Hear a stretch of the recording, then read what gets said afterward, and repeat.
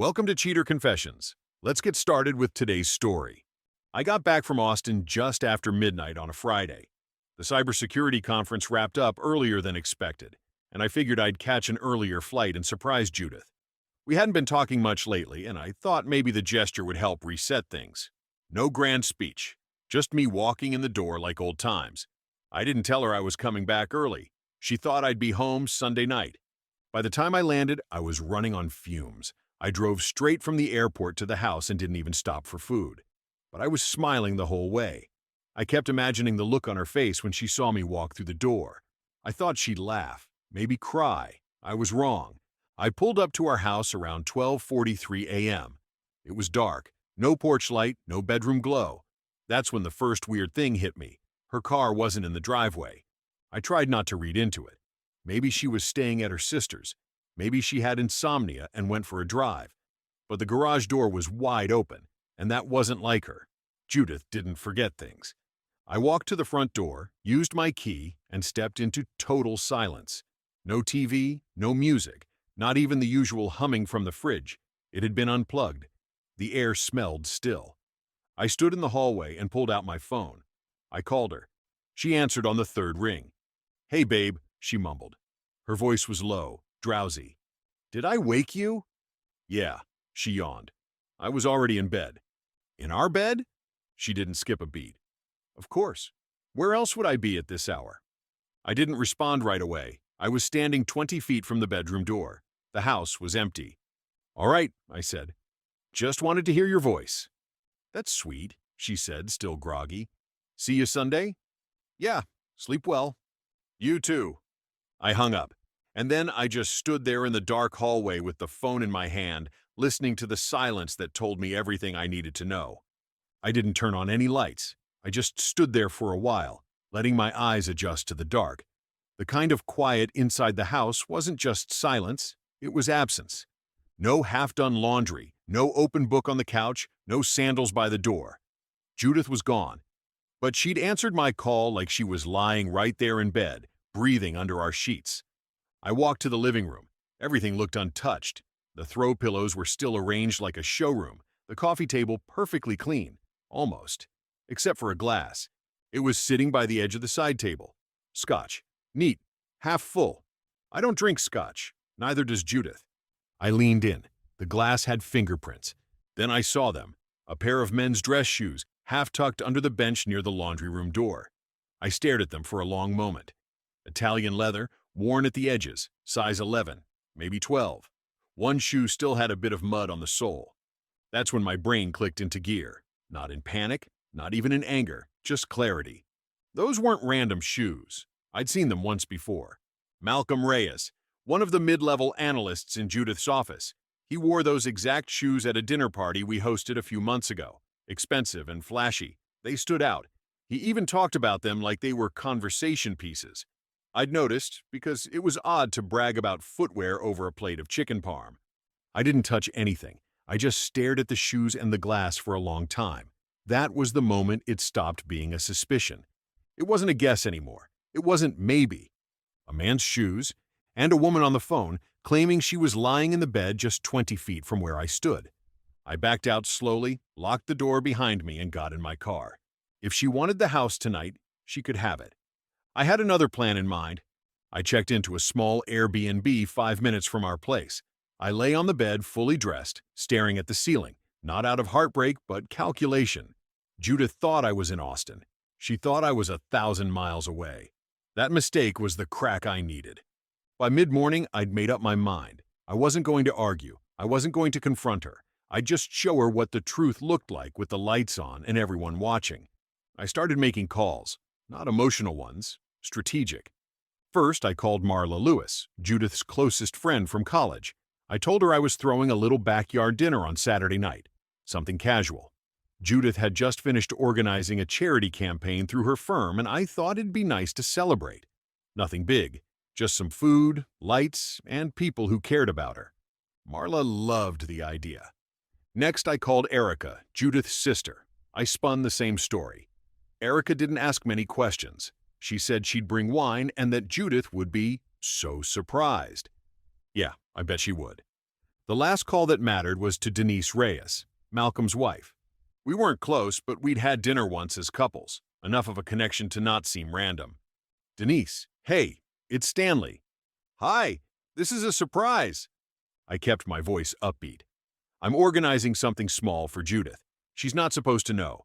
Just close friends and family in the backyard. Thought it'd be great if you could come. That's sweet of you. Judith really deserves it.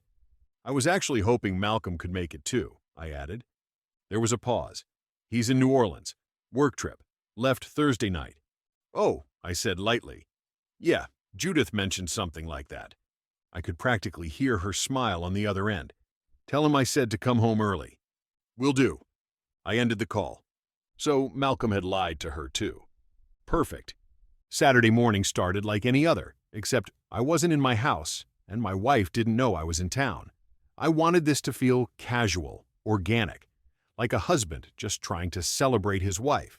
Nothing that screamed confrontation, just enough to keep people comfortable while the truth caught up to them. I sent a group message to everyone I'd invited, about 16 people in total. I told them to arrive by 6, park on adjacent streets, and enter through the back gate quietly. Judith can't see any cars out front, I wrote. We want this to be a true surprise. No one questioned it. Everyone replied with thumbs ups and hearts. Around 1 p.m., I texted Judith. Hey babe, quick thing. I ordered something to be delivered to the house tonight. Do you think you could be home by 8 to sign for it? She replied 5 minutes later. I'll be out with Erica all day, but yeah, I can be home by 8. Simple, confident. No sign she had any clue. I didn't text back. By 4 p.m., I was back at the house, letting myself in through the side door. I made sure the place looked lived in but untouched. The guests arrived around 6 sharp, just like I asked. I led them through the backyard one by one. No one spoke above a whisper. A few of them even took off their shoes out of respect for the moment.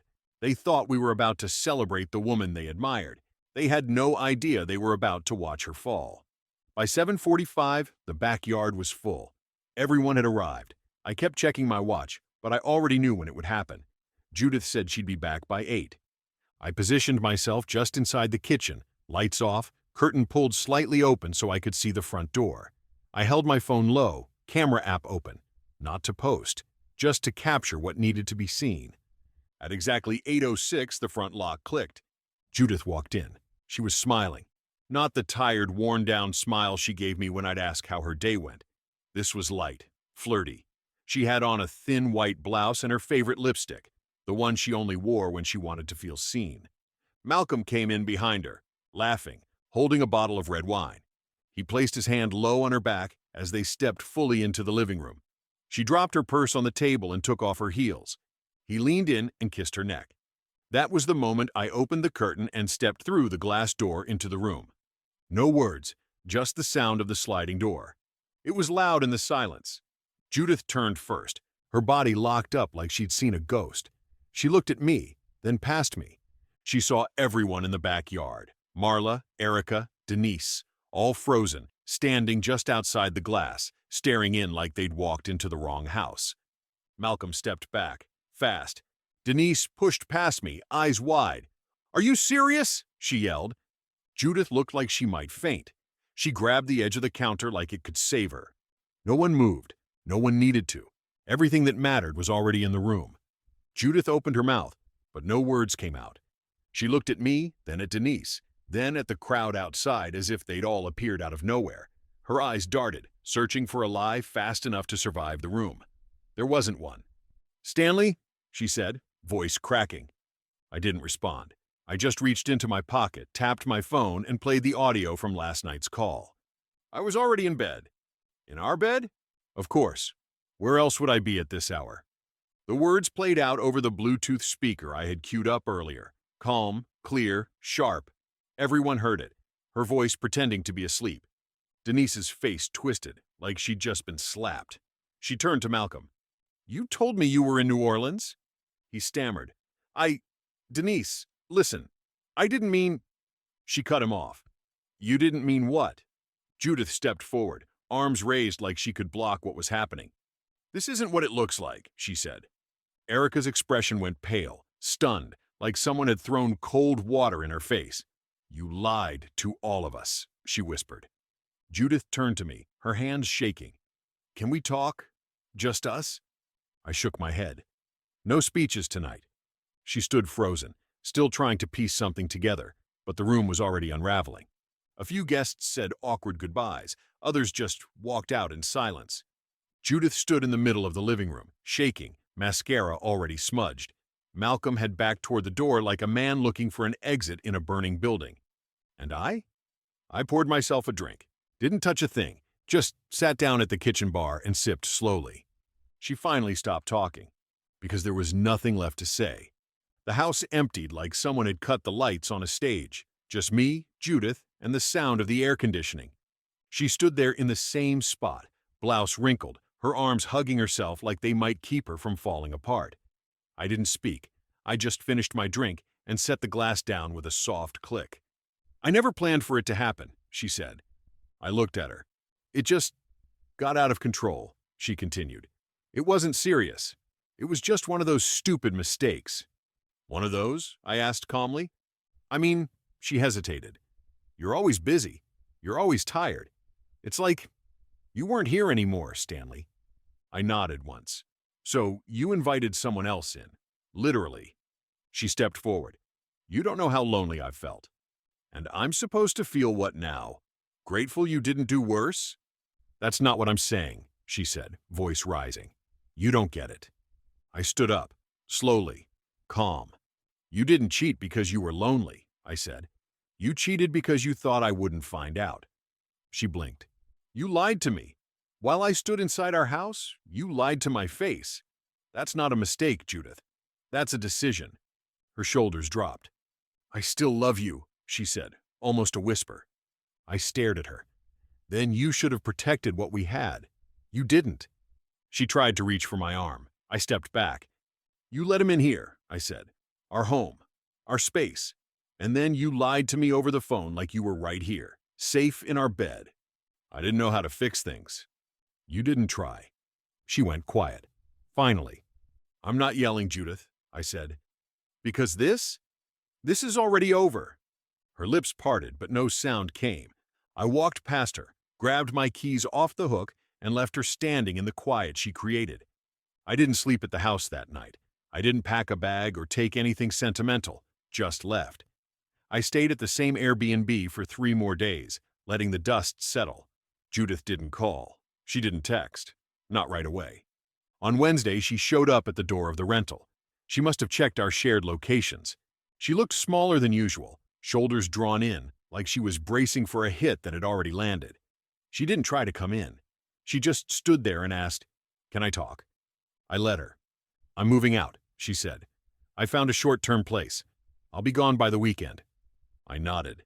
I know what I did, she said. I know I destroyed something I can't rebuild. I'm not here to ask you to forgive me. I didn't want to leave without saying I'm sorry. Truly. I let her speak. Every word sounded practiced, but maybe that was just guilt trying to sound noble. I know you think it was going on for a while, she added, but it wasn't. It was that night. That was the first time. That doesn't make it better, I said. She nodded. I know. A long pause passed between us. Do you hate me? She asked. No, I said. I just don't trust you. And without that, there's nothing to save. She didn't argue. She didn't cry. She just nodded again, whispered goodbye, and walked down the steps without turning around. 3 weeks later, I got a message from Denise Reyes. Just wanted to say thank you for not staying silent. We met for coffee, just 2 people sorting through the same kind of wreckage. She'd filed for divorce, sold the house, moved in with her sister. She wasn't looking for comfort, just clarity. So was I. The truth hurts, but it's clean. It doesn't fester like a lie. I never went back to that house, sold it 6 months later. I kept my job, took some time off, and reset everything. People ask sometimes why I stayed so calm. It's simple. When someone lies to your face while you're standing in the truth, there's no need to scream. You just let the silence say what they wouldn't. Thank you for watching.